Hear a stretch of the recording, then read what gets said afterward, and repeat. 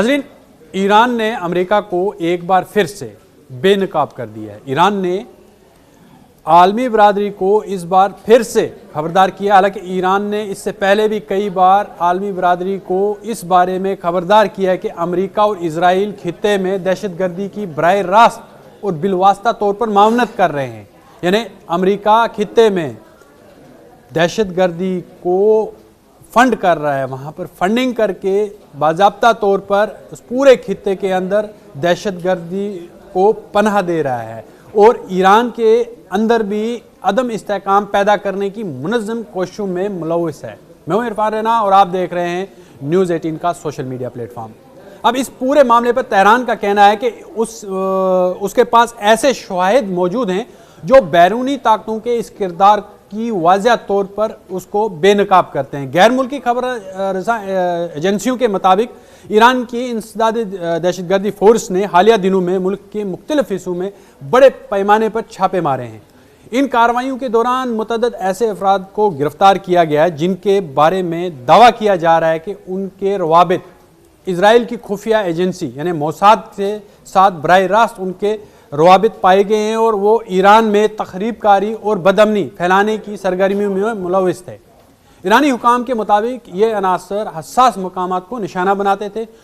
खौफ व हरास फैलाने और अवामी एहतजाज को पुरतशद्दुद रुख देने की मनसूबा बंदी करते हमेशा पकड़े गए हैं।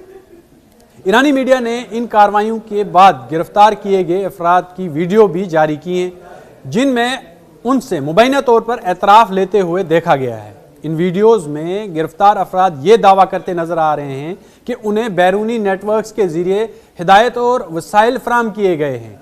ईरानी हुकाम का ये भी कहना है कि शायद इस बात की तस्दीक करते हैं कि ईरान में होने वाली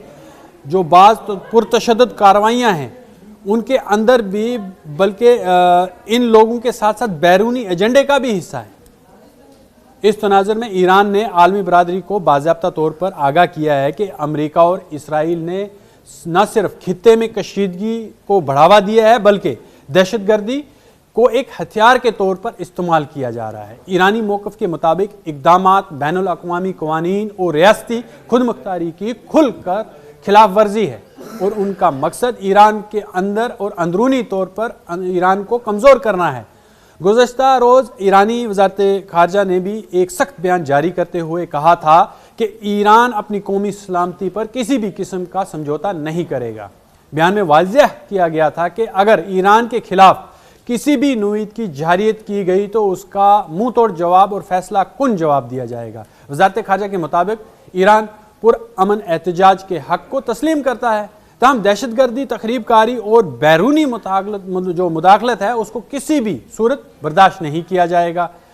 ईरानी हुकाम का कहना है कि हालिया इंकशाफ के बाद अब ये जिम्मेदारी आलमी बरादरी पर आयद होती है कि वो इन इल्ज़ामात की संजीदगी से नोटिस लेती है या नहीं और ऐसे इक़दामात के खिलाफ मौसर रद्द अमल दे जो खित्ते के अमन व इस्तेहकाम को खतरे में डाल रहे हैं। तेहरान के मुताबिक अगर अमेरिका और इजराइल की जानिब से दबाव और मुदाखलत का सिलसिला जारी रखा गया तो इसके असरात न सिर्फ ईरान तक महदूद रहेंगे बल्कि पूरे खित्ते को एक नई और ख़तरनाक कशीदगी की लपेट में ले सकते हैं और ये दहशतगर्द जितने भी ये सब के सब जितने भी हैं इनकी जो फंडिंग है वो अमेरिका और इजराइल करता है ताकि खित्ते के इस्तेहकाम को मुतासिर किया जाए और वहाँ ईरान को डिस्टेबलाइज़ किया जाए, यमन को डिस्टेबलाइज़ किया जाए, जो भी इनके खिलाफ जितनी भी क़ुव्वतें हैं उनको पसपा किया जाए, उन पर एक कदगन लगाया जाए और अमेरिका की जो बेसिस हैं उनको महफूज रखने के लिए पूरे खित्ते के अंदर जो है दहशतगर्द अनासर को जो है वो फंडिंग करते पकड़े गए हैं। ईरान ने इसके शवाहिद रखे हैं और वो तमाम शवाहिद जितने भी हैं वो आलमी बरादरी के साथ भी शेयर किए हैं कि अब आलमी बरादरी की ये जिम्मेदारी बनती है वो अमेरिका और इजराइल से जवाब तलब करते हैं या नहीं।